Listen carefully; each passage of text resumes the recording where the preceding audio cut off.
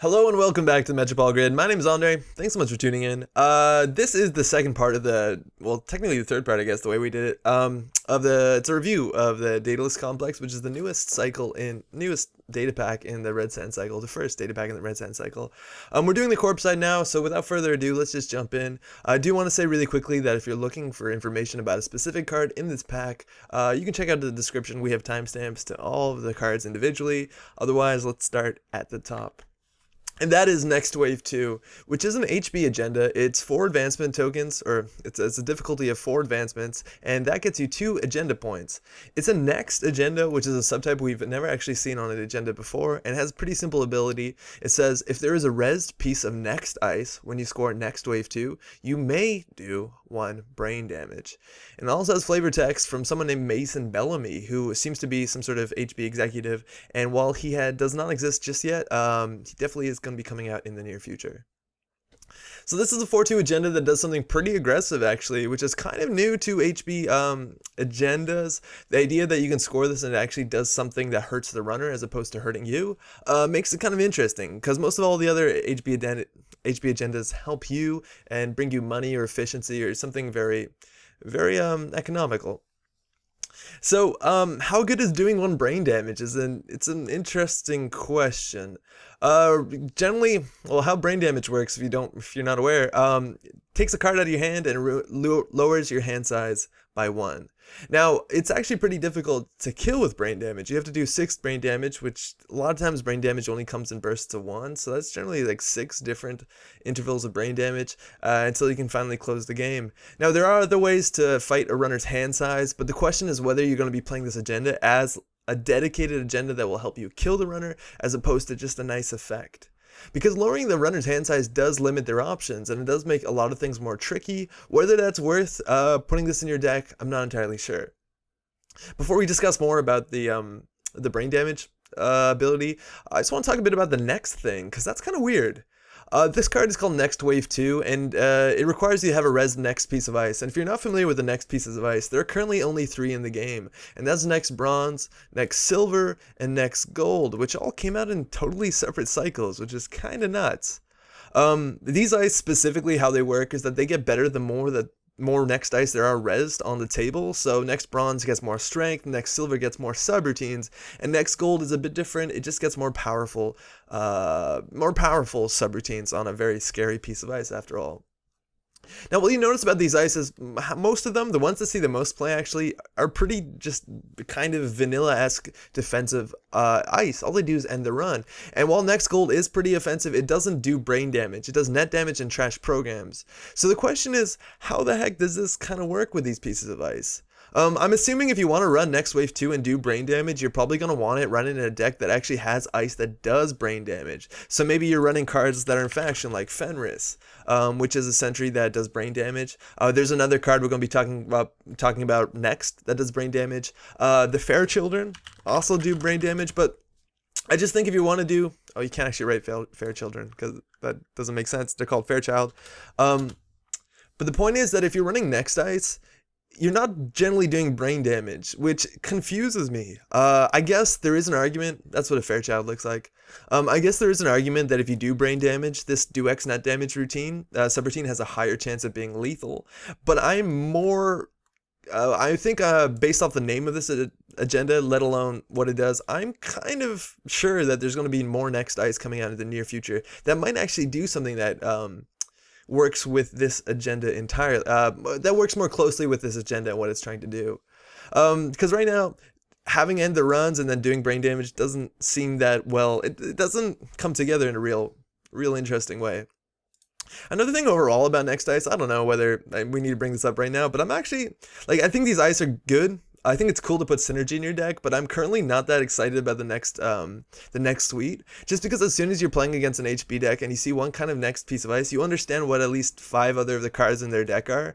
Generally, the only interesting decision that's made when deck building with next ice is if you can include next gold and how many if you do. And that's kind of the problem with next gold, right? Like, it is... It is definitely an ice that you need to be able to deal with, but if you see next bronze and you see next silver, that's the one matchup in which you have to understand I can't run unless I can deal with a 4-strength sentry.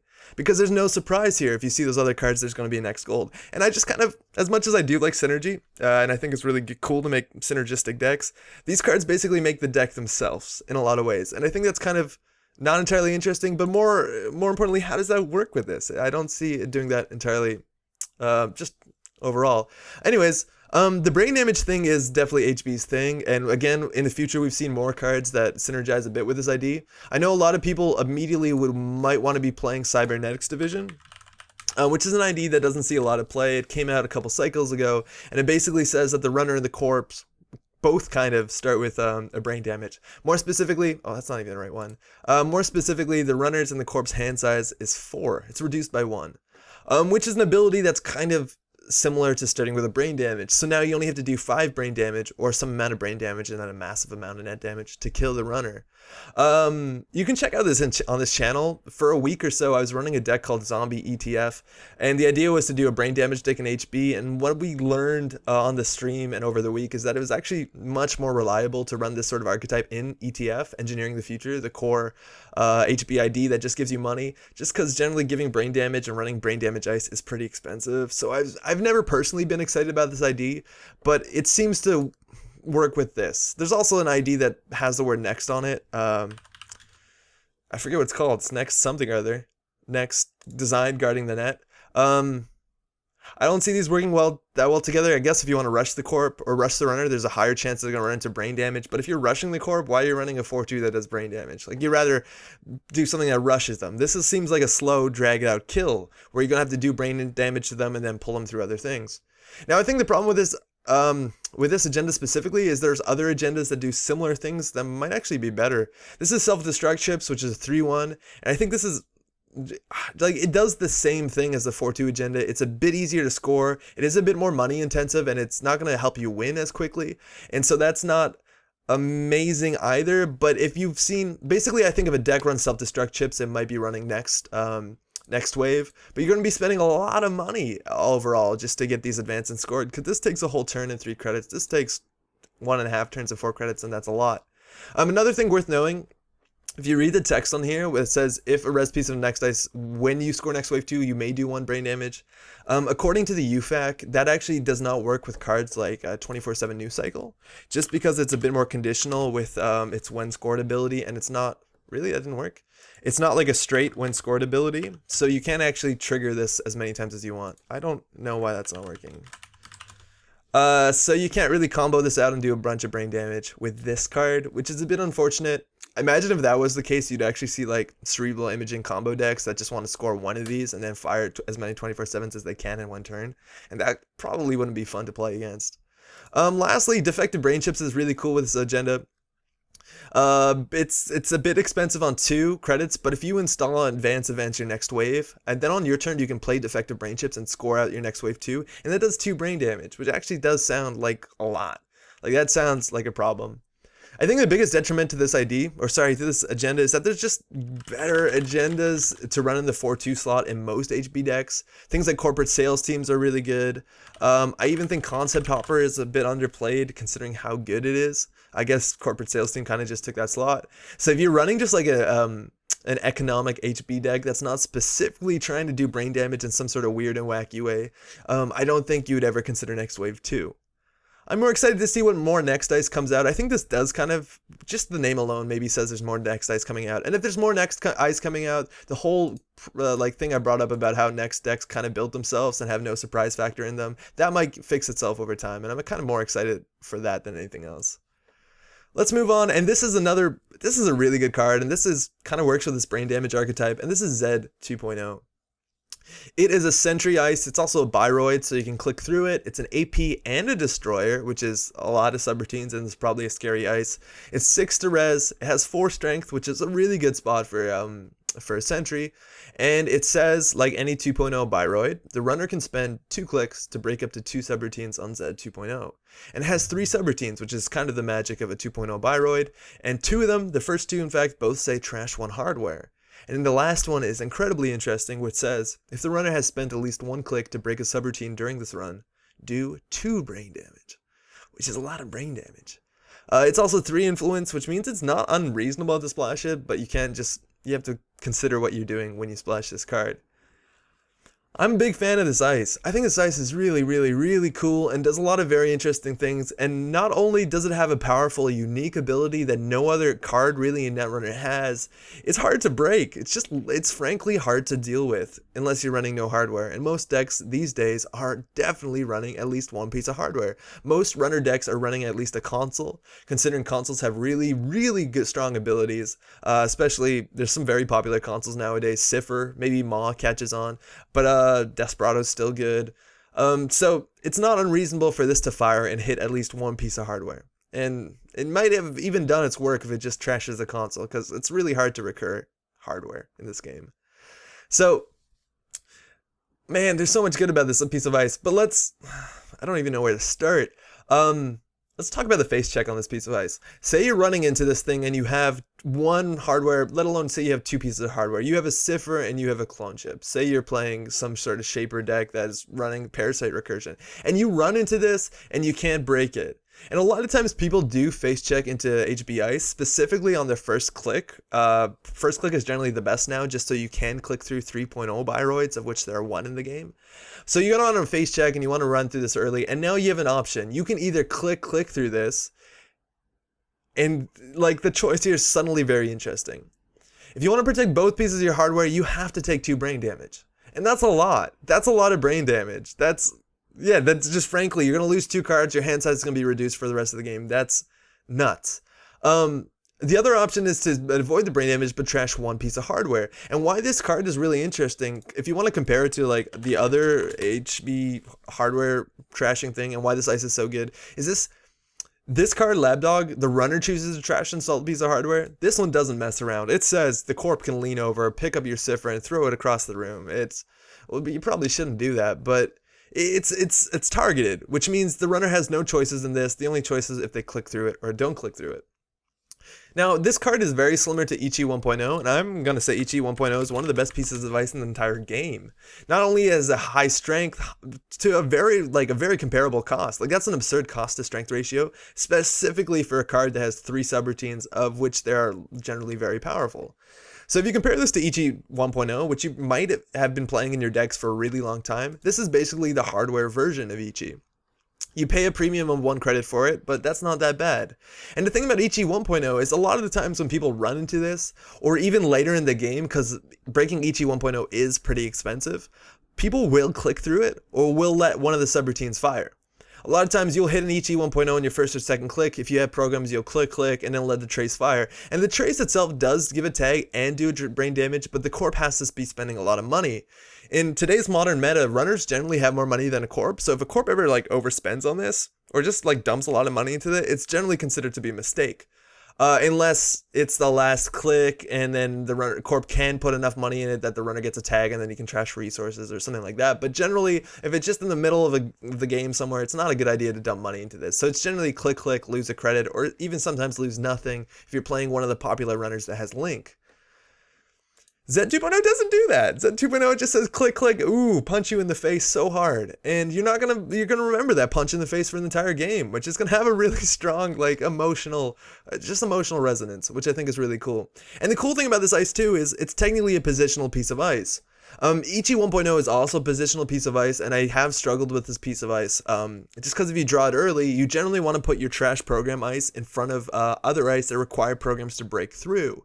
So you want to put your Ichi 1.0 outside of your vanilla, outside of your Enigma, just so that they lose their program, then they hit the Enigma, and they can't get in. If you do it the other way, yeah, you might trash their program, but they still got into the server, which means you're not going to be scoring an agenda. Z 2.0 is also technically a positional piece of ice, because if you put this behind something that they had to spend a click to break a subroutine on, they're going to take they're going to take brain damage. It's technically a positional piece of ice. Even if they have no hardware, you can res this, and if they did click through ice, they're going to hit this, and if they can't deal with a 4 strength sentry, that's 2 brain damage. So this is actually an interesting ice based on the positioning. How do you break this piece of ice? Well, it is an AP and it is a destroyer. Also interesting that it's a destroyer and it doesn't actually trash programs, which is a new precedent. Considering I don't think Labdog was a destroyer. No, well, it's a trap, so I guess that's a separate thing altogether. But it's not that easy to break this thing, right? If you're playing Criminal, you probably have a Mongoose, and if you have a Mongoose, it breaks that for 2, 4, 5 credits, which is a lot considering you only res this for 6. A really interesting thing though about this piece of ice is as long as you're not clicking through anything else and you're breaking Z 2.0 with icebreakers, you technically don't have to break the last subroutine, which is kind of sweet. Other things, like this is why it's also really good. Shit, I spelled that wrong. Mimic can't deal with it without support, which is why 4.0 4 strength is so good. And then like MK Ultra is a bit clumsy with this too because you have to boost it. You just pay 6. That's a lot. You pay 6. That is a sizable amount. And then once this is on the table and once the runner has committed to having hardware, they have to deal with this. That's the worst thing about this card though, is that if the runner decides, nah, okay, you win, I'm not going to play hardware just so I don't have to deal with your Z 2.0s, maybe they can win the game without hardware. Like, it's not unreasonable. And then if they are, as long as they're not clicking through ice, this ice is dead. And it's easier to play the game without hardware than it is without programs compared to Ichi, but this is really, really cool. Another good thing about Z 2.0 being a 2.0 Biroid is you can't click through it whenever you want, so you can't actually fork it. You need to actually get a breaker, which is pretty sweet, and I'm a big fan of that. It's a really solid piece of ice. It's good for brain damage. It works with that brain damage current. It's going to be annoying. It's going to be taxing, and just about everyone runs hardware. One last shout out to a card that I really like playing in Biroid decks because people are more than likely to face check into Biroids. You can play this. This is Inazuma for only 2 influence, and if the runner hits it and can't deal with it, they're going to trash 2 programs and take 2 brain damage, which is absolutely disgusting. Also, just like most disgusting ice, and this was a big part of the brain damage deck. Oh man, spelling is hard. This is a big part of the brain damage deck that I ran on this channel. It's Marcus Batty. You fire this, you fire a subroutine, and having a trash hardware subroutine is a huge premium in this game. This is such a good subroutine. Solid piece of ice. If you want to know what Z 1.0 looks, just for the history books, it's laughable. So you've come so far, Zed. You've come so far, and I'm definitely going to be playing this card for a while to come. You can splash it. Maybe you want to splash this in a faction that needs to trash hardware. Maybe you're trashing Plascretes in Wayland. I don't know. Don't know how good that is, but definitely good ability, and people will click through this, and you can get them in a surprise. Specifically out of faction, you can surprise them with that, with click, take 2 brain damage, because taking 2 brain damage, maybe when you're playing Scorch, is all you need. Let's move on. This is Defense Construct, and I'm probably going to slow down here because I don't understand the slightest thing about this card. Not the slightest thing. I don't understand how this got printed. It's absolutely... Oh, man. Okay. This is Defense Construct. It's 2 credits to res, which is pretty... That's kind of expensive. It has a trash cost of 0. That's not good. And Defense Construct can be advanced, and it's an upgrade, which is unheard of. This is the first time we've seen that on a card in the game of Netrunner, so that's always exciting. And it has an instant trash ability, and it says add 1 face-down card from Archives to HQ for each advancement token on Defense Construct. Use this ability only during a run on Archives. Okay, here, 1 second. It looks like there's like a... Yeah, there's another typo on this card, isn't there? Isn't there like a extra space between the word construct and a period? I just noticed that. There's another typo on this card. Okay, great. Anyways, this card makes no sense. So what you're doing is you're spending time and you're spending money to advance this card. And it only works when a runner runs on Archives, which means that you can put this on Archives and you can put in the root of Archives and start advancing it. And at that point, the runner knows 100% what this card is, considering there's no other advanceable upgrade in the whole game. Now, when you are advancing this, you're spending... That's the nature of advancing. When you put this on the table, that's a click. When you advance it, that's a credit and a click. And when you advance it again, that's a credit and a click. So not only have you spent an entire turn, but if you res this, you spend 2 credits. Every advancement was a credit, let alone the ability to click for a credit. So we could even call that 2 credits. You have to understand that any action technically is an investment of time that you could spend doing something better or different at least. And now you've spent an entire turn, at least 4 credits, and the runner runs Archives. You have some agendas in Archives. You have something in Archives that either you've thrown out or the runner has thrown out. And the runner has thrown out is probably the best part of this card. Things like Maw will fire, things like Noise will fire, Wanton Destruction, anything that puts cards face down into archives, this can fix. But otherwise, say you're not playing against those matchups and it's just, you're throwing out agendas, you're trying to get things out of hand. So you spend an entire turn, 4 credits, the runner runs this. You res this, again, that's 2 credits, so there's 4 credits, and now you take those agendas that you've thrown out and you put them back in HQ. You can't put the cards that you played, so it can't be like hedge funds that you played before because you want to recur them. It has to be cards that are face down, so cards that you specifically threw out if the runner did, and you bring those agendas back in hand. Okay, the runner spent nothing, you spend 4 credits in a whole turn. Now your turn begins, you have 7 cards in hand, you drew an 8th one, and now you have 2 agendas in your hand that you just threw out. What do you do? At this point, what are you hoping? I think you're hoping that you drew Jackson Howard by now? And now you can put Jackson on the table and now you can like fish out your agendas? Are you playing this and spending all the time and money so that you hope the runner doesn't run fast enough for you to get a preemptive action and play it next turn? Let's see what these cards are. This is preemptive action. Like, this ability is so incredibly narrow and so incredibly expensive in both clicks and credits, and it has an ability that is frankly, I'm really hesitant of saying this, but I'm going to say it. Useless. I don't see any reason in the game why you'd want to put face down cards from archives back into your hand, and then next turn you can't do anything with them unless you've drawn one of the good cards in your deck that this could have been. A card like Jackson Howard, for instance. Because they have to be face down cards, right? And we're playing a faction where already you have ways, like if this is a way of, oh, I'm going to throw out a card just so I can recur it later in the game when it's useful. There's an operation I never remember the name of. Oh, now I just remembered it. It's called Peak Efficiency. That's only good later in the game, so maybe you threw one of these down face down earlier in the game, so now you can pull it out. Or maybe now you need your biotic labor, and for some reason you didn't want to keep that in hand. We're playing this in HB, right? So this is the faction that has access to archive memories, which can do this for 1 click and for free. Or it's the faction that has access even to Reclamation Order, which is a card I struggle to spell. And yeah, how did I mess that up? I'm just gonna search Order. And you can play this even for 2 clicks and 1 credit, which is already half the price of this absurd defense construct. And you can pull back any amount of cards of the same name, which could be more than 1, could even be 1. And somehow we want to spend a whole turn, clicks and credits to do this. If you Mushin Notion this card out, it does nothing if they run it on it first. And again, if they just run archives, you pulled 3 cards back, and now what do you do? You have to deal with them on your turn. You basically flooded HQ. Is the question, do you run this in Cerebral Imaging, an ID that can hold massive amounts of cards in their hand? But generally, those decks are running combos that want to go fast and want to draw cards and play economy, and just honestly, I don't think can spend the time and money to get these things down. Maybe actually this is useful in a Cerebral Imaging combo, somewhere along the lines where you advance this just to get cards from archives back. It seems convoluted and is probably 100% worse than just running archive memories or Reclamation Order, but I just entirely don't understand why this exists. Jackson Howard, you have to understand, is rotating out in about 6 months of now when the first data pack of the next cycle comes out, and you've been starting to see more cards that have like Jackson-esque abilities being printed, and they've generally been divided over more cards. They don't have like all the value of Jackson Howard in 1 card. It's usually like, oh, this is a cool draw card, and oh, this is a cool back from archives card. And this seems to be like a back from archives card. It's so absurdly it's just, not only is it super expensive, it doesn't do anything. I'm convinced this does nothing. The coolest thing about this card is that it is a advanceable upgrade.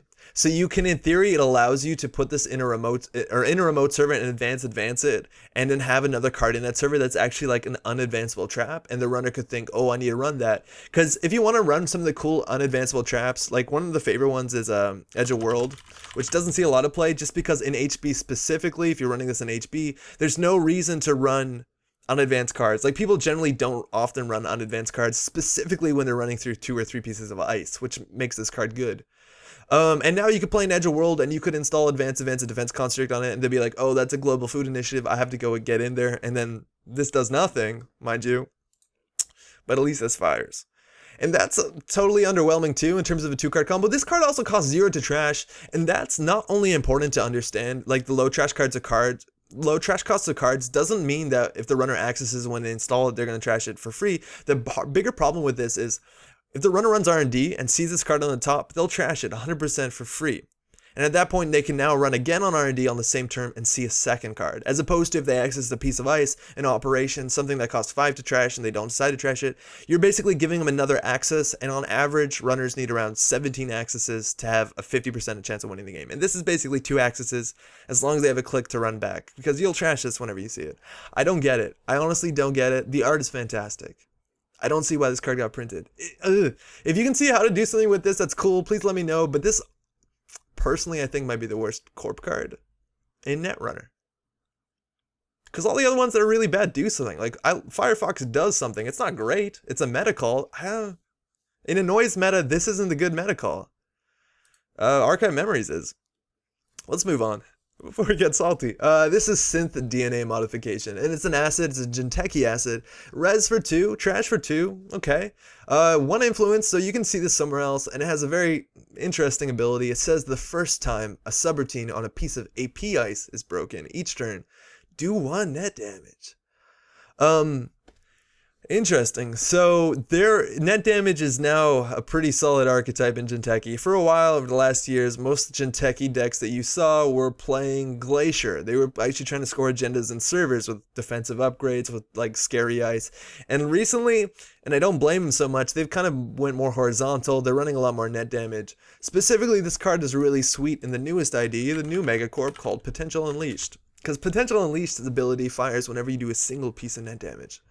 Now, this punishes runners from breaking ice, so it puts them in this catch-22 of sorts. It's either do you break the Cortex lock and take 3 net damage, do you break the Cortex lock and take 1 net damage, or do you not break it and take 3 net damage? And it's obvious which one's the right answer, but if you want to do net damage and some of your net damage is on ice and the runner can break the ice, this will make sure they're going to get hurt no matter what.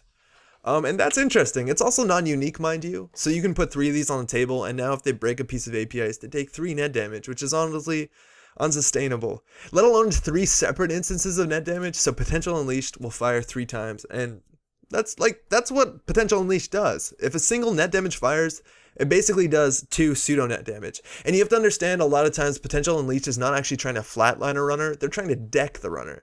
Because if you can do a net damage every time they run and they have no deck left, they just can't win. They frankly can't win. And I think it's a very strike archetype, and there's a card coming up in this pack that I think even makes it a bunch stronger.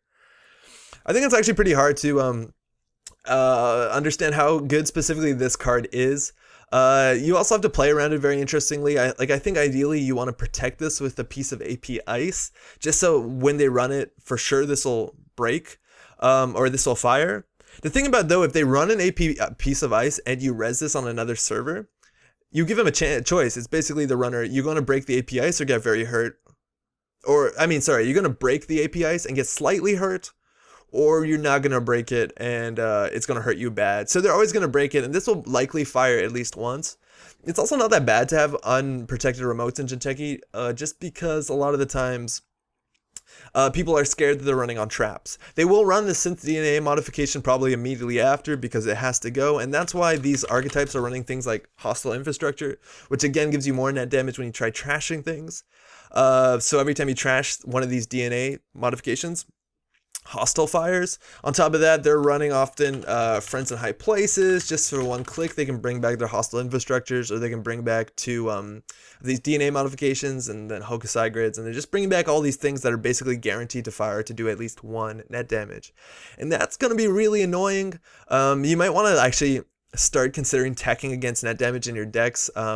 If these things start picking up, these net damage decks, and I think they really could. I'll talk more about specific tech that I think is good as soon as we get to the next card.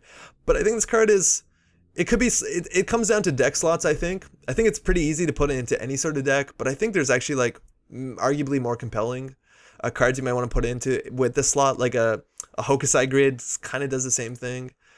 Just to quickly look at the APIs. You have to understand a 1 influence. This is a card that you can actually pack into another faction. I just don't think any faction in particular, let's do full cards. I don't think any other faction in particular is trying to do net damage as a win condition. So if you're trying to pack this DNA modification in like a HB deck, I think it's reasonable in some ways just because there is a lot of APIs in HB, but it's only going to be an annoyance. It's not actually going to prove to be... It's not actually, I don't think, going to be proved to be a win condition unless you're running like Snare in HB, which actually is pretty sweet. And I think that's cool. And that's the thing is like, if they're breaking ice, they're accessing cards generally. If they're accessing cards, they have a larger chance of hitting something like a snare. They have a larger chance of hitting something like a fetal AI. And so for that reason, that's cool too, because it technically protects your centrals. And this is what fetal AI looks like. If you haven't seen this one before, really cool piece of ice. One influence, yeah, okay, why not? This is another card that like fits so perfectly in this potential unleashed sort of deck idea, and that's Kakugo. Kakugo. Kakugo is it's a Japanese, and it, oh man, I looked this up before. It means resolution or preparation. It has a bunch of like loose translations in English. And I think those are very cool ideas based on what this ice does. There's also something called a Kakugo. Oh man, okay, I'm not gonna talk about that very confidently, but there's some sort of like wasp disease or that makes wasps angry or bees angry. Oh, I should have. Anyways, it's a 4-strength ice. It's a barrier and AP, which I think there's only 2 of those in the game so far now. And it's 1 strength, so minuscule strength. It has a really interesting ability. Firstly, 1 subroutine and the run, but more specifically it says, when the runner passes Kakugo, do a net damage. Yeah. So, you have a question here. If you want to break through this piece of ice, you're going to take net damage. If you're playing against Potential Unleashed, that's basically, as we said before, like taking 2 net damage. If you are playing a deck of 45 cards, that means you can run through this card 22 times, assuming you're not installing anything, which you can't get through this card without installing something. So you basically, this shortens the length of your game considerably if you keep going through this. So I don't know if you can. Oh yeah, so to bring it back with Synth DNA Modification, this is very interesting, because now if you want to break Kakugo, you do take 2 net damage. And that again is really dirty. Also, I just want to shout out, I normally always do this. This is the Liga art. If you're not familiar with Liga, Liga draws really good art. And this is Komainu on just like massively overpowered. And good stuff, Liga. So the cool balance about this card specifically is that actually it's relatively expensive. For 1 strength ice, a 4 cost barrier that you hit this and you can just jack out and nothing happens is not too bad.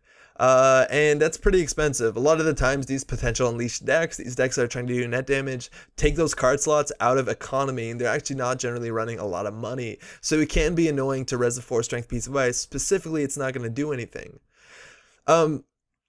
This is not, generally in Netrunner, people consider ice in 2 categories. They consider taxing ice and binary ice. And binary ice is ice that ends the run. So it's really good to score an agenda behind binary ice at the beginning of the game. And this technically looks like a binary ice because it does have an end the run, but this is what I would consider actually being taxing ice. And the other category is taxing ice. This is ice that doesn't specifically end the run, like things like Ichi, things like Veritas, things like that Z 2.0. They don't end the run, so it's not particularly good to like try and score an agenda behind just one of these, but it's really good to put on a central server, or put on a server in which you are aware that the runner is going to try and run through multiple times throughout the game. And I think Kakugo is interesting because it's a single subroutine and the run ice that's technically a taxing piece of ice, just because you cannot afford to continually run through this every turn. And that's the thing, it's like, that's often how classically criminals or shapers or what have you would win against Jinteki trap decks. It'd just be like, okay, make sure you're not losing on board state. Okay, and every turn, first click, run R&D, see the top card, trash it if it's a June bug, whatever, and then just draw up or set up whatever. Just so you're not running last click, because that's generally mistaken Jinteki that's trying to kill you. And this makes that like not palatable. It makes it pretty difficult, just because every time you're running, you're taking 2 net damage with Potential Unleashed. You're also, if in theory you want to play Chronos Project, or is it Protocol? It's probably Protocol. Yeah, if you want to play Chronos Protocol, that's cool too, because it gives you a way to fire off this ability and technically remove the best card from the runner's hand. I think this ability is probably best as a denial deck, and it's maybe not so good with this because the runner decides when they want to let this net damage fire, and Chronos Protocol, you want to fire the net damage on your terms when they're holding a good card in hand. So maybe that doesn't work too well together, but no matter what, it's cool. You look at the runner's hand every time they break this, at least. That's kind of cool. And there's honestly not that many counters to this card specifically. If you're playing Criminal, you can de-res this with Exploit perhaps, or just Emergency Shutdown. I got it right that time. And at 4 credits, it might be hard to res this multiple times, considering that is a pretty good sink of money. You can also just keep their core poor so they can't afford to res their Kakugos. But I think the biggest way to deal with this piece of ice is actually ice destruction. And with 1 strength, that's kind of how these pieces of ice are balanced. If you're the kind of person that does not enjoy Parasite, I think if this sort of ice gets popular and this sort of deck gets popular, like, just buckle up, because you're going to see a lot more Parasite. You're going to see a lot more ice distraction, because I think this is a solid piece of ice, and there's no good way to deal with this with breakers, just because it's always going to punch you in the face. So the best thing you can possibly do is Parasite it. So I think that's generally how this kind of ice is balanced. These like really taxing pieces of ice, generally they have a lot of subroutines, but this one specifically just has one powerful ability, is the best ways to trash it. May it be a knife, may it be a Parasite. So if this ever gets out of control, this is going to show up. And I know a lot of people don't love Parasite. I mostly don't like Parasite when it's combined with like Cipher specifically, because I think it removes the cool design aspect of Parasite with this whole like ticking time bomb, or like being able to destroy small ice. That's kind of like the balance of this sort of ice. But that's just like naturally a counter to that. So if this sort of like potential unleashed small net damage thing does kick off, I imagine you might see a lot of Anarchs, which you probably already do now. So I don't know how happy people are going to be about that. But definitely a really good piece of ice. Could you splash it in another faction at 3 credits? I don't think, or 3 influence, I don't think it's that good. Replicating Perfection also comes up when people want to run like annoying taxing ice. But the thing you have to understand about Replicating Perfection is that it's in your best interest to run ice that actually hurts you on a face check. Just because if a runner has to run a central just to be able to run a remote, and you have this as the outermost ice, they're just going to end the run. It's not going to do anything. And that's kind of not the best. But definitely like a really, really, really good piece in Potential Unleashed, and just like PE, Personal Evolution, anything that's trying to do net damage, this is almost always going to fire against at least 2 out of the 3 runner factions, the ones that aren't running Parasite, basically. Let's move on. Sorry if I hit the microphone there. This is Net Analytics. It's an NBN card. It's an asset. It costs 0 to res. It has a trash cost of 3, which is not too bad at all. It's also 1 influence, so put this anywhere. That's a very simple but interesting ability. It says whenever the runner avoids or removes 1 or more tags, you may draw 1 card. Okay, so in most card games, drawing cards is probably the best thing you can do, just because the cards you put in your deck are generally good and you want to get at them. It's a bit different with a corp, just because if a corp draws a lot, they will flood up, and if they're just holding a handful of agendas, they'll probably lose. So drawing isn't always great, but drawing is generally something you want to do. Now, this fires when the runner removes or avoids a tag, and that's something that's pretty prevalent in NBN decks right now. Specifically, there's a very strong ID that just came out called Controlling the Message, and Controlling the Message says that if you trash an asset, trash an installed card, trace 4, if successful, give the runner a tag. This one can be avoided. So if they don't beat the trace, and a lot of people are beating the trace and building decks that can help fight against that, you're taking a tag, and you don't want to end your turn in a tag for so many reasons. That maybe once a turn you're trashing something, and maybe once a turn you're getting a free card draw with Net Analytics, and that can be pretty sweet. This card also can be really good if you're dishing out a bunch of tags all at once. Maybe you get one of these on the table, the runner runs at a foolish point, and you hit them with hard-hitting news. And even if you don't, if the runner can clear all the tags with hard-hitting news, either through Aaron Moran, which is another card this works with, you'll probably get 4 free card draw from it. And that could be cool. That might be the tempo you need, because the idea is that the runner is spending a whole turn to clear tags, and then you just drew 4 cards, so you can now just push the game. You can install 2-3 assets. You can ice, put in the breaking news behind it. Like, that actually might give you some possibilities. Avoid 1 tag is also very interesting, just because Aaron Moran is everywhere right now. He is a very good criminal connection, arguably too good. Can't believe I can't spell that right. Like, this one shouldn't be hard. Oh, okay, 2 R's. And Aaron Moran is super good. For 2 influence, you see this in a lot of decks, just because it's good regardless of tags. Yeah, it's just really good in a meta regardless of tags. If anyone's going to be giving tags, it's NBN, so this has the most chance of firing at home. In yellow. Now, another cool interaction with this card is Daily Business Show, and I like this one a lot. Daily Business Show says the first time a turn that you draw a card, draw additional one, pick one of them, and put the other one on the bottom of R&D. So that's filter draw. Not only are you technically drawing 2 cards, but you basically get to pick the best one of them, and you put the other one on the bottom of R&D. So if you're drawing an agenda, you can put that away, and you know that's not going to be in the game until you decide to shuffle R&D with something like Jackson Howard or Special Report, or if the runner keyholes or shows off or something. So that's really valuable. If you have a Net Analytics and you have a Daily Business Show, those are going to fire together. So this fires on the runner's turn, which is pretty damn sweet. The runner clears a tag and you draw 2 cards, put 1 on the bottom. That's a 2-card combo, but that's something. That's definitely something. The weird thing about this card specifically is it does nothing if the runner's floating tags. Like the runner decides whatever. I got tags now. This card's totally dead, and as many of these you put in your deck, they're useless because the runner's never going to clear tags. So you probably want to put this in a deck where if the runner doesn't clear tags, you've won anyways. The question is where you put this in a deck.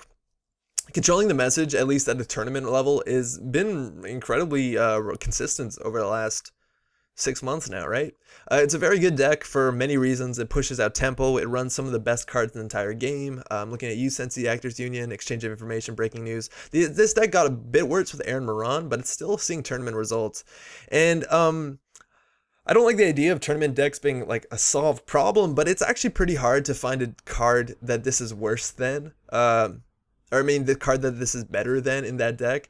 Because if you want to draw a card draw, you can a lot of times just play Sensi's Actors Union, which if one of those fires, it basically does the value of this 3 times over. If it just fires once. It's one less to trash, but if you're playing Controlling the Message, it doesn't really matter. Maybe you want to play that in Sync. You want to play this in Sync, but then you generally have to protect it just because runners will run it, and maybe you can threaten them with C-Source or Hard Any News or anything like that if they do run. But it's actually like pretty hard to find a compelling card slot for this, because in its spot, like you could have just played this is not going to last on the table for long, and I don't think it will if you're regularly clearing tags. Maybe you can put the runner in a spot where they don't have time to trash this and they have to trash other must-trash things. But you could just play like anonymous tip. You could just play Special Report, and I think there's a lot of ways in NBN to draw that you don't actually need this one entirely.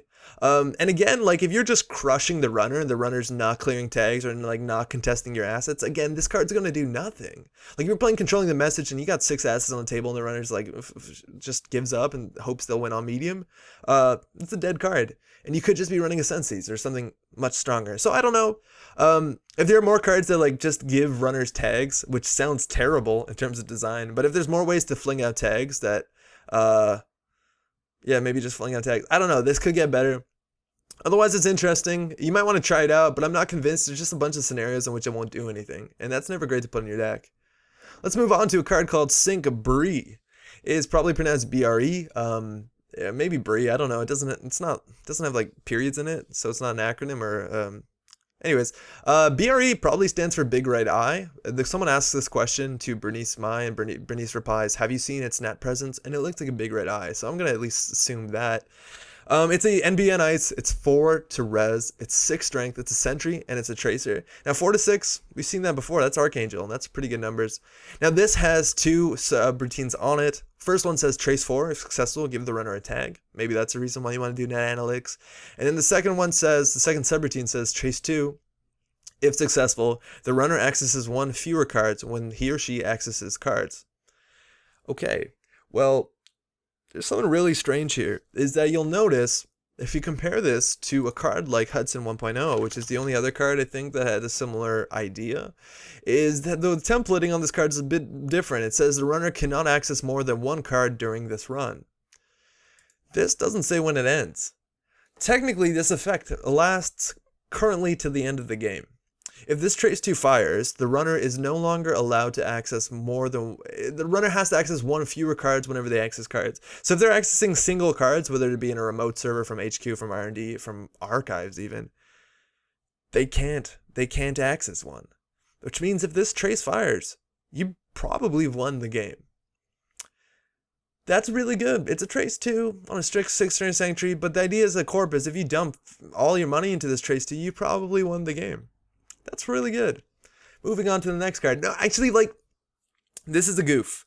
There's something called a UFAQ. I've mentioned this previously in this episode. This is an episode. And somebody named Jacob Morris, I hope I'm getting that name right, because Jacob Morris, his work is phenomenal, and I'm so happy that this is back. And he's been running this thing called the unofficial FAQ, the UFAQ, in which he talks with the designers of Netrunner and asks questions, generally difficult rules questions that he throws at the designers, and the designers respond. Now the thing is, Jacob Morris is not a Netrunner, not a Fantasy Flight official person in any regards. So the questions and the answers that he writes are technically unofficial, and they're compiled in the UFAQ. Now, obviously, this is a question people wanted to ask, and they asked the designer. I'm not sure if they asked Michael Boggs or Damon Stone or who exactly they talked to, but I should pull up a quote on this just because it's kind of nutty. UFAQ Daedalus complex. But there's a huge problem right now in Netrunner, and as great as the UFAQ is, the fact that it has to exist as the UFAQ, I think is kind of nuts. So check this out. Sync BRE. How long does the effect on Sync's second trace on BRE last? Designer's note. Technically, as Sync BRE is written, the effect lasts until the end of the game, but it should read. Trace 2, if successful, the runner accesses one fewer card whenever he or she accesses cards for the remainder of the run. Which still makes it, that's like a pretty solid ability at Trace 2, but here's a huge problem here. Firstly, somebody printed this card en masse with a subroutine that is frankly the most broken subroutine we've ever seen in Netrunner. And I know I've complained previous in this episode, and the previous part of the runner, is that they're printing cards with typos on it, and let alone they've just printed a card that is like this. That is this bad, that nobody at any point in time read this and said, wait a second, when does that end? Which is the first thing everyone I know who read this, they're immediately asking, wait a second, what? How does this work? But maybe like a bigger institutional problem is that we're looking at this thing called the UFAQ, and the UFAQ is unofficial, and this has happened before. I think it was in Germany. I'm just going to say it's somewhere in Europe. There is a ruling that is between the card Salset Slums and controlling the message. Oh, we are deep down tangent territory here, but this is really important for the health of the game. Salset Slums.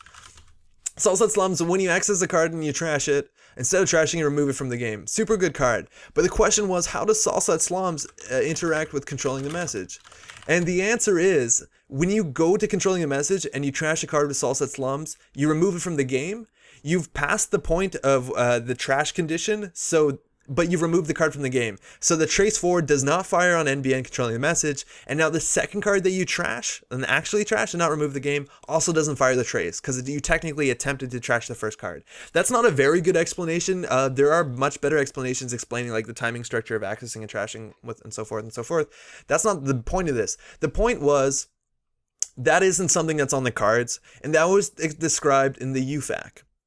And somebody brought this problem up. They called the judge over at some sort of high stakes tournament in Europe and asked, "Hey judge, I don't agree with this." And then the runner who says, "No, trust me, check out the UFAQ." That's basically where Damon Stone said it. And then the tournament organizer looked at this text from the UFAQ and said, "Okay, well, it's not official, so I'm not going to follow it." Even though some of the people there at the table understood, a lot of people at the table, a lot of people in the community understood that's how it was, because people follow the unofficial FAQ.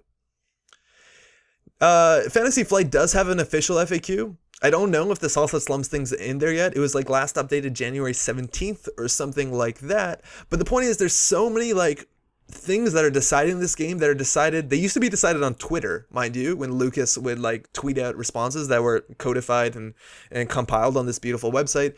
But like this thing here, if you went to a tournament this weekend, who knows how it's going to go? Who knows how it's going to go? Who knows if your tournament organizer is going to say, or your judge is going to say, "I believe in the UFAQ. This seems like this makes sense." Or they're going to say like, "I got to trust the game because you got to trust the card." Like they did print hundreds of thousands of copies of these. That's probably too high of a number.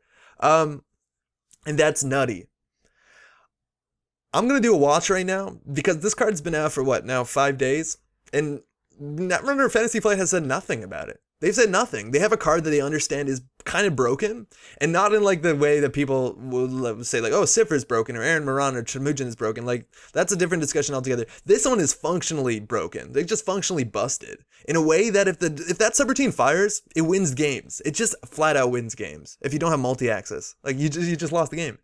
Let's see how long it takes them to say something, because they have no like standard platform for which they can say, "Hey everyone, we goofed. We printed a card wrong.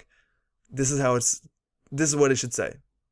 And that's absurd. That's honestly absurd. There's no way to fix this, and we just have to wait. Like, let's see, maybe it takes a month before they say, "Oh, Sync BRE, by the way, we goofed. Hope that didn't ruin a tournament for you." That's rough. We tangented pretty hard on that, so we're just going back to this card, and we're just going to treat this card like it says the way FFG wants it to say, because the other way is totally just absurd. Okay, so 4 strength piece of ice, sentry. Let me maintain composure. 6 strength. That's good. Again, 4 to 6. That's an absurd amount. Generally, if the strength is higher than the res cost, something good is brewing. This is basically Archangel. Trace 4, if successful, give the runner a tag. That's not bad. That's pretty good. The runner's generally going to have to... Any trace in which the runner is spending more money on the trace than to remove the tag itself is interesting. If this was trace 2, give the runner a tag, the runner should always pay 2.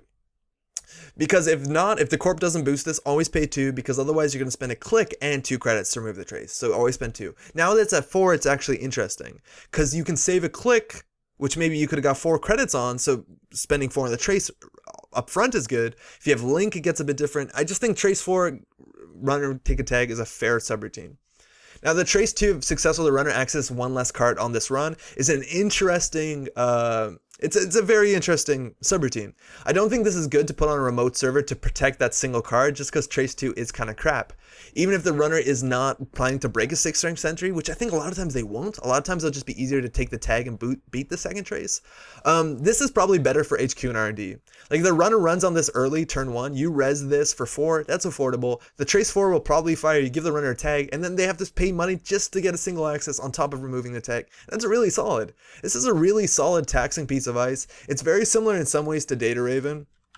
I'm not that big of a fan of Data Raven just because you can hit this and bounce. It's a 4 strength end to run, kind of just like Kakugo. And then people generally come back and parasite it. But it's the same idea. Like, if you run through this, you'll take a tag, and then you also have to beat a small trace. Like Trace 3, not that hard to beat. It's generally also better to boost this trace compared to the Trace 2 on Sync BRE, just because this has like a whole... This ability lasts for the entirety of the game and can be really highly punished. But it's very similar to this.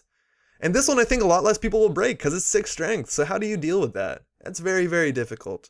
Also, big strength trace ice is another good reason why you might want to play Making News, the core set NBN ability, which makes this trace slightly better. And you want to use your credits, so if they're breaking ice, it's not a good ability, so that's something. And otherwise, Arya Bada Tech, which I'm proud of being able to spell correctly. And this is also really good with a 6 strength sentry, the 2 subroutines on it. So that's cool. I could even say there's arguments for sub-boosting this, just like most of the NBN ice that nobody sub-boosts. You sub-boost this, it's now a 6 strength sentry. Or also barrier, but that's fine too. That has end the run after these 2 good subroutines. Like, that's pretty good. Definitely a really solid piece of ice. Very taxing. Put this on a remote server. They're going to have to deal with it. It's hard to deal with. Sorry, did I say remote server? I meant to say central server. Put this on the central server. That's really good. Put this on R&D. That's really good. At some point, if they're playing medium and they have a bunch of tokens on it, they might not actually break the second subroutine, which is kind of a bummer. But Trace 2 wasn't that hard to break anyways. This is good. Moving on, these are the 3 Wayland cards. If you haven't seen, I did a video that came out last night talking about these in kind of in depth. I guess I could just say here, I played this deck. I played my version with my Jemison deck. I played it on Monday at the Netrunner League here at Randolph Pub. It's a casual league. People are playing not tier 1 decks. They're just kind of having fun. And I did really well with it. I only dropped 1 game all day because Councilman basically ruins you. But I had so much fun. Fast advanced a lot, killed a lot with Junebug. And a lot of the things that I thought would work kind of did work. Quarantine System did much more work than Oberth in a lot of the matchups, which is kind of nuts. But it's good. I'll get a deck list out in some games up this week because I'll be playing on Jinteki.net. We'll find out whether things are automated up there just yet. But let's move on. This is Khondi Plaza. It's a unique upgrade. It's Ritzy, 3 to res, and it has X recurring credits, where X is the number of remote servers, and you can use these credits to res ice, protecting this server. It also has a trash cost of 2, which is less than its res cost, and also isn't that much to trash. This is a neutral upgrade, so those are generally interesting because you can put them anywhere. But this card has a really strange ability. So you get recurring credits to the amount of remote servers, and let's break this down into 2 camps to understand what this card can do. Let's play it in the first camp, which is probably not great, which is you're playing this in your standard ETF. I'm a Glacier deck. You have 2 remote servers. One of them has your agenda hopefully in it, and the other one has an Adonis campaign taken away, or Eve and a Breaker Bait Grid. And if you want to res this, you pay 3, and it has 2 recurring credits to res ice. That's not amazing, especially with the 2 trash cost. This sort of ability where you get recurring credits to res ice is only good if the runner is repeatedly running the server, somehow not trashing Khondi Plaza, and you're always strapping more ice on it. Because if they run this central once and they're prepared to get all the way through it, you're going to res this at a loss and in that instance, like, it lists this for 3, only get 2 credits off of it, and then the runner will probably trash this for 2. So not obviously amazing when you have 2 remote servers. What about it when you have 8? When you have 8, you res this for 3, and you have 5 recurring credits, which is definitely okay. That's a lot of money. But also you have 8 remote servers.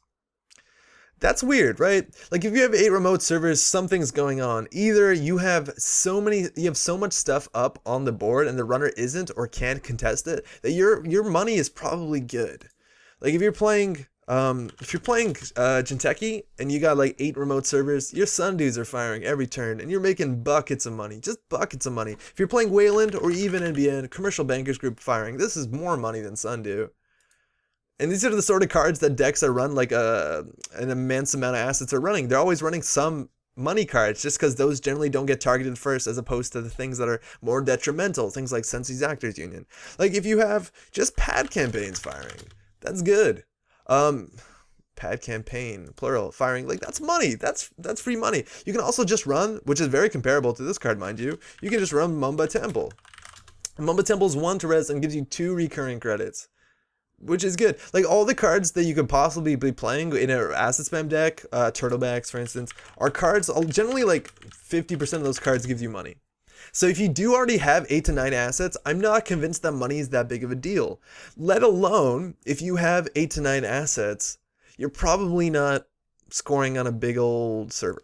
Like, that sounds so much like having your cake and eating it too. I want to run a deck that's going to run 8 assets unprotected, the runner's not going to trash it, and I'm also going to run a remote server that has 2-3 pieces of ice on it, and they're going to be expensive. And for that reason, I want to run Khondi Plaza. Like, that generally doesn't happen. If you're running a lot of remotes, you're probably like 22 cards in your deck are upgrades or no assets, right? So you're only going to have, especially if you're playing Mumba Temple, you have less than 15 pieces of ice, which means generally you need to ice up your centrals pretty heavily.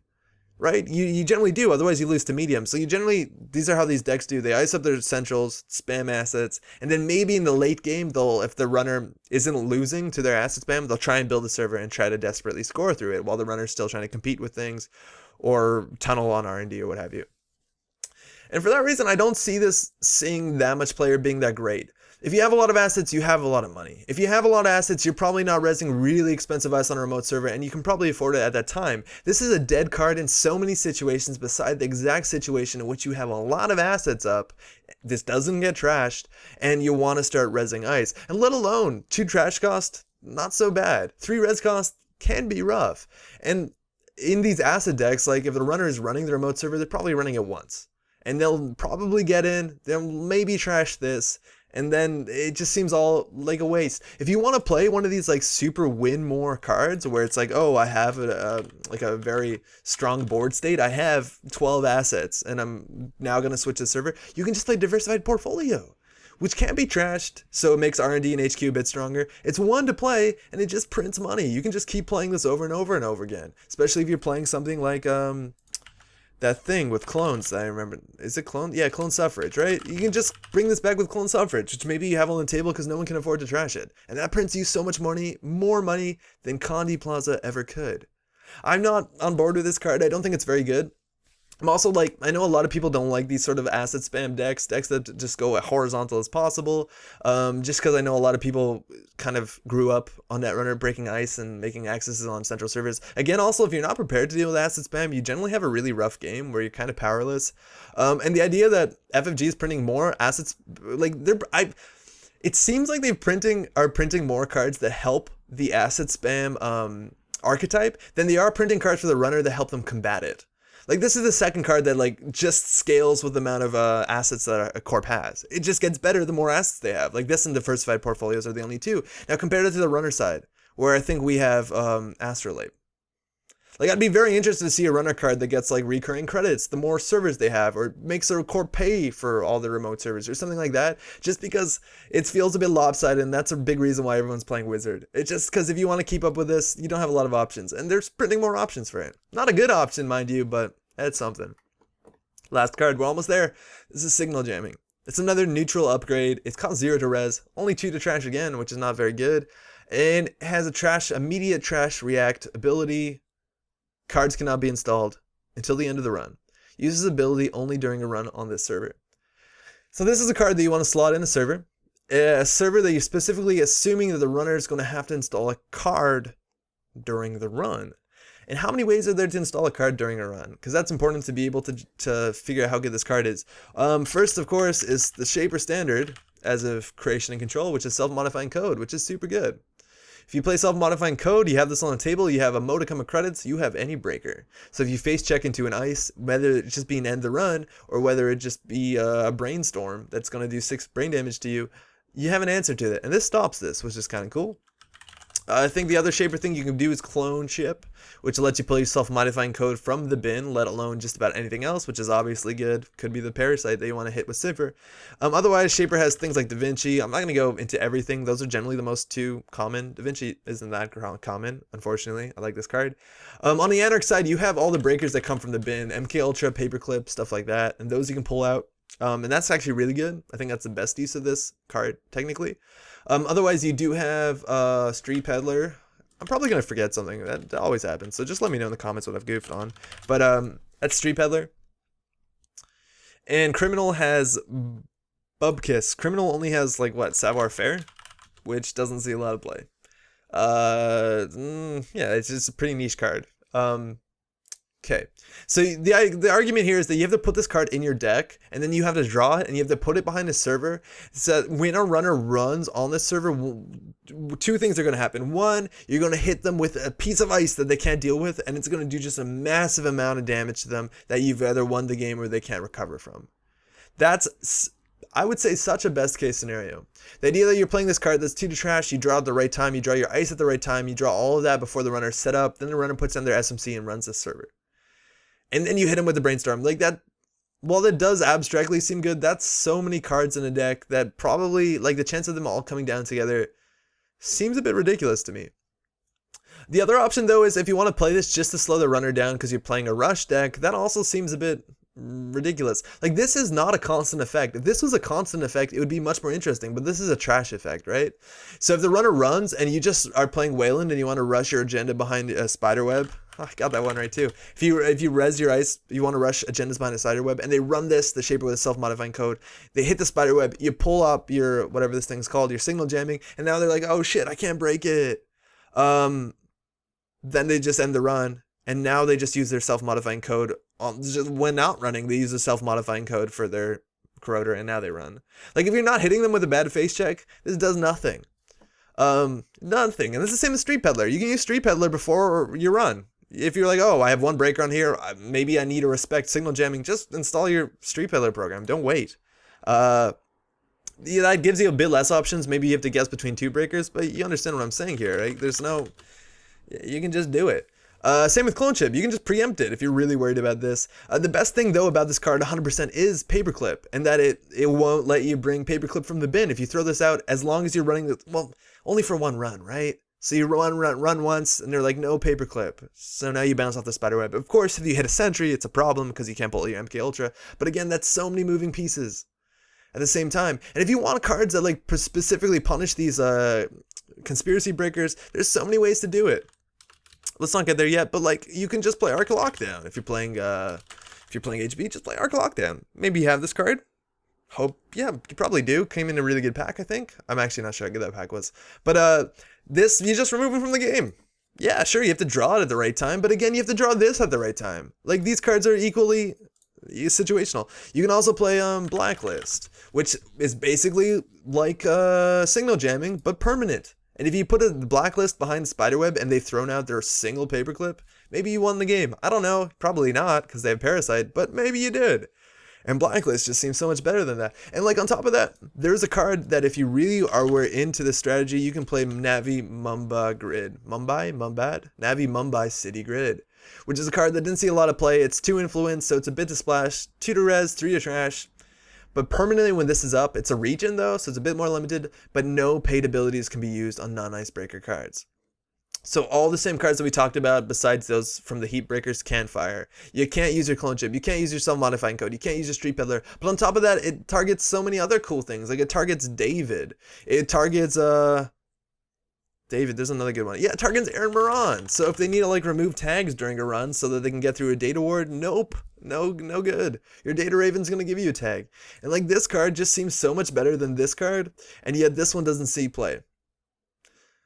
I think this card is so situational. It's so, you need to draw the right point. If you draw this in a late game where everything's installed on the table, it's dead. There's no real way to tutor upgrade, so that's not exciting. It works once, so you can't really stop. You can't use it behind an end to run ice because they're just gonna run back. And there's like, we've gone through all the abilities that install cards, and if you're really worried about this, install your cards before you run. I don't get it. This card's super underpowered. And you know what? That's the end of the data pack, and I'm honestly going to say that this data pack has a lot of really bad cards in it. Just a lot of really unexciting cards that do things that are very similar, but strictly worse than a lot of the existing cards. Like Khondi Plaza, I think is strictly worse than Diversified Portfolio. Signal Jamming is strictly worse than Navi. I'm aware about the neutral thing. Yo, if you want to play Khondi Plaza in like a Jintegi trap deck, or sorry, Jintegi like remote deck, just play our friend Akutaro Watanabe. From the core set. You maybe only have one of these if you have one core set, but like this alone is a financially better investment. Even like dedicated whatever, this card that I've never seen play because I got into Netrunner a bit after it came out, and even then, like this is already 2 recurring credits for 3 credits. It's like this is a strictly worse Mamba Temple. Anyways, but so many of these cards just seem like worse versions of cards already existing, specifically on the runner side. I think the runner side was full of some very bad stuff. All the Wayland stuff in here, super fun. I'm super excited about that. But that's been Daedalus Complex, right? Just like a lot of really strange stuff that either seems situational or useless. Again, if someone can figure out how to use that HB upgrade in a way that's not laughable, sign me up. There's also so many mistakes on printed cards that just, I don't fully understand. What I'd like to say on a positive note is that if you're new to Netrunner, there's a lot of cards out there, and I understand how difficult it is to get into Netrunner. And this is just one more pack you don't have to buy. So, count your blessings. That's Daedalus Complex. I think it's a bit of a wash altogether, but that's okay. Again, it's not that great if they keep just printing power cards, because then you hit power creep and they're incentivized to print better cards if they want to sell more product and so on and so on, and that's really bad for the game. So it's not the worst thing that underwhelming cards came out. I just wish they were more interesting cards. Like, I'm okay with cards that are below the power curve as long as they do something interesting, because eventually enough of those come together and interact in a cool way. And a lot of these cards don't interact in any meaningful way with that much else. That's basically it. That's Daedalus Complex. Thanks so much for watching. We do have, or actually, firstly, if there's any card in this pack you're excited about, let me know about the kind of decks you're building, just because I'm going to spend the next couple of weeks basically playing these cards almost entirely on the streams and on the videos we're uploading. You're going to get a whole bunch of Jemison videos coming up real soon, which I'm excited for. But otherwise, thanks so much for watching. We do have videos coming up every weekday night, and on 8:45, actually, tomorrow on Thursday, by the time this comes out, Thursday, March the 2nd, we're going to be live streaming. It's going to be a draft from the Randolph Boutique. It's like going to be not like Jintegi.net. It's going to be actually people playing cards. I'm excited for that. So tune in for that if you can. It will be recorded if you can't. And otherwise, thanks so much for watching. Stay tuned to the Metroball Grid. Thanks for watching again. Wow. Ciao.